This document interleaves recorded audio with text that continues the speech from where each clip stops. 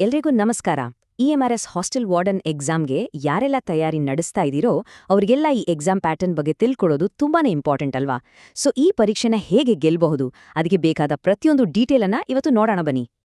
ಮೊದಲನೇದಾಗಿ ಈ ಚಾಲೆಂಜ್ ಅನ್ನೊಮ್ಮೆ ನೋಡಿ. 120 ಪ್ರಶ್ನೆಗಳು, ಟೈಮ್ ಇರೋದು ಬರೀ 150 ನಿಮಿಷ. ಅಂದರೆ ಟೈಮ್ ಮ್ಯಾನೇಜ್ಮೆಂಟ್ ಅನ್ನೋದು ಇಲ್ಲಿ ಕಿಂಗ್. ಪ್ರತಿಯೊಂದು ಸೆಕೆಂಡ್ ಕೂಡ ಕೌಂಟ್ ಆಗತ್ತೆ. ಸರಿ, ಹಾಗಿದ್ರೆ ಎಕ್ಸಾಮ್ನ ಬೇಸಿಕ್ ರೂಲ್ಸ್ ಏನಿದೆ ಅಂತ ಶುರು ಮಾಡೋಣ. ಯಾವುದೇ ಪ್ರಿಪ್ರೇಷನ್ಗೆ ಮೊದಲು ಅದರ ರೂಲ್ಸ್ ತಿಳ್ಕೊಂಡ್ರೆ ಒಂದು ಸ್ಟ್ರಾಂಗ್ ಫೌಂಡೇಶನ್ ಸಿಕ್ಕಾಗೆ ಅಲ್ವಾ? ಇದು ಆಫ್ಲೈನ್ ಎಕ್ಸಾಮ್, ಅಂದ್ರೆ ಕಂಪ್ಯೂಟರ್ ಮೇಲೆ ಅಲ್ಲ, ಪೆನ್ ಮತ್ತೆ ಪೇಪರ್ ಬಳಸಿ ಬರೆಯೋದು. ನಿಮ್ಗೆಲ್ಲ ಗೊತ್ತಿರೋ ಹಾಗೆ OMR ಶೀಟ್ ಕೊಡ್ತಾರೆ, ಅದರಲ್ಲಿ ಸರಿಯಾದ ಉತ್ತರನ ಶೇಡ್ ಮಾಡಬೇಕು. ಎಲ್ಲಾ ಕ್ವೆಶ್ಚನ್ಸ್ ಕೂಡ ಮಲ್ಟಿಪಲ್ ಚಾಯ್ಸ್ ಕ್ವೆಶ್ಚನ್ಸ್, ಅಂದ್ರೆ MCQs. ಒಂದು ಪ್ರಶ್ನೆಗೆ 4 ಆಪ್ಷನ್ಸ್ ಇರುತ್ತೆ. ಎಕ್ಸಾಮ್ ಬರೆಯೋಕೆ ಸಿಗೋ ಒಟ್ಟು ಟೈಮ್ 2.5 ಗಂಟೆ, 2.5 ಅವರ್ಸ್. ಈ ಟೈಮ್ನಲ್ಲೇ ಪೂರ್ತಿ ಪೇಪರ್ ಮುಗಿಸ್ಬೇಕು. ಇದೆ ಅಲ್ವಾ ಅಸ್ಲಿ ಚಾಲೆಂಜ್? ಇನ್ನು ಪ್ರಶ್ನೆಗಳ ಸಂಖ್ಯೆ ಟೋಟಲ್ 120 ಕ್ವೆಶ್ಚನ್ಸ್ ಇರುತ್ತೆ. ಮ್ಯಾಕ್ಸಿಮಮ್ ಮಾರ್ಕ್ಸ್ ಕೂಡ 120. ಅಂದ್ರೆ ಸಿಂಪಲ್ ಆಗಿ ಹೇಳೋದಾದ್ರೆ ಒಂದ್ ಸರಿ ಉತ್ತರಕ್ಕೆ 1 ಮಾರ್ಕ್.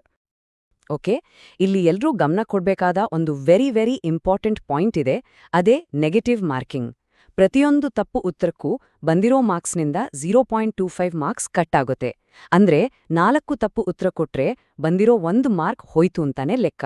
ಸೊ ಉತ್ತರ ಪಕ್ಕ ಗೊತ್ತಿಲ್ಲ ಅಂದ್ರೆ ಗೆಸ್ ಮಾಡೋದು ಸ್ವಲ್ಪ ರಿಸ್ಕಿನೇ. ಸರಿ, ಈ 120 ಮಾರ್ಕ್ಸ್ ಹೇಗೆ ಡಿವೈಡ್ ಆಗಿದೆ, ಯಾವ ಸೆಕ್ಷನ್ಗೆ ಜಾಸ್ತಿ ಫೋಕಸ್ ಮಾಡಬೇಕು, ಅದನ್ನ ಈಗ ನೋಡೋಣ. ಈ ಚಾರ್ಟ್ ನೋಡಿದ್ರೇನೆ ಒಂದು ಕ್ಲಿಯರ್ ಪಿಕ್ಚರ್ ಸಿಗುತ್ತೆ ನೋಡಿ. ಅಡ್ಮಿನಿಸ್ಟ್ರೇಟಿವ್ ಆಪ್ಟಿಟ್ಯೂಡ್ ವಿಭಾಗಕ್ಕೆ ಬರೋಬ್ಬರಿ 30 ಮಾರ್ಕ್ಸ್ ಇದೆ. ಅಂದ್ರೆ ತಯಾರಿಯಲ್ಲಿ ಸಿಂಹಪಾಲು ಈ ಸಬ್ಜೆಕ್ಟ್ಗೆ ಹೋಗ್ಬೇಕು ಅನ್ನೋದು ಪಕ್ಕಾ. ಆ ಚಾರ್ಟ್ನಲ್ಲಿರೋ ನಂಬರ್ಸ್ ಇಲ್ಲಿದೆ ನೋಡಿ.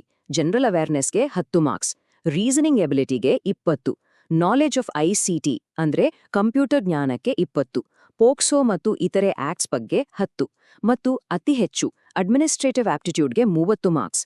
ಈ 5 ಸೆಕ್ಷನ್ಗಳ ಮಾರ್ಕ್ಸ್ ಮಾತ್ರ ಫೈನಲ್ ಸ್ಕೋರ್ಗೆ ಕೌಂಟ್ ಆಗೋದು. ಇಲ್ಲಿಯವರೆಗೂ ನೋಡಿದ್ದು ಸ್ಕೋರಿಂಗ್ ಸಬ್ಜೆಕ್ಟ್ಸ್.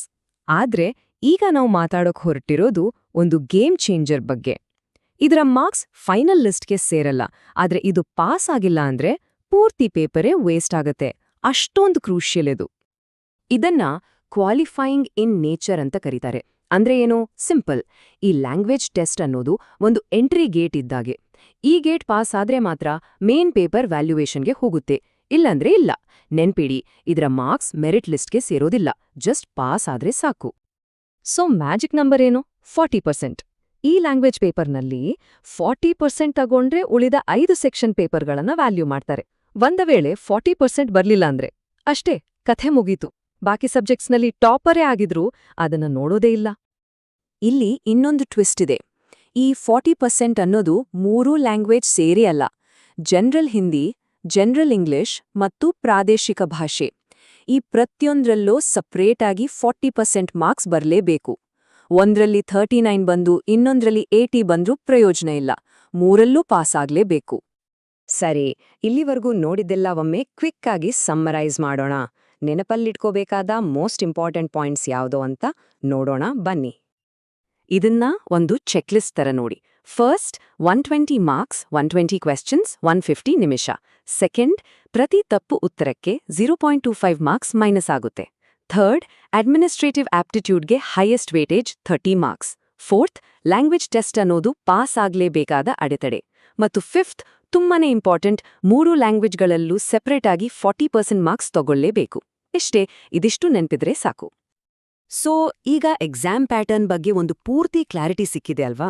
ಹಾಗಿದ್ರೆ ಮುಂದೇನು? ತಯಾರಿ ಎಲ್ಲಿಂದ ಶುರುವಾಗ್ಬೇಕು? ಈ ಬ್ಲೂ ಪ್ರಿಂಟ್ ಇಟ್ಕೊಂಡು ಸ್ಟಡಿ ಪ್ಲಾನ್ ಹೇಗಿರ್ಬೇಕು? ಈ ಪ್ರಶ್ನೆಗೆ ಉತ್ತರ ಹುಡುಕ್ತಾ ತಯಾರಿಯನ್ನ ಇವತ್ತೇ ಶುರು ಮಾಡೋದು ಉತ್ತಮ.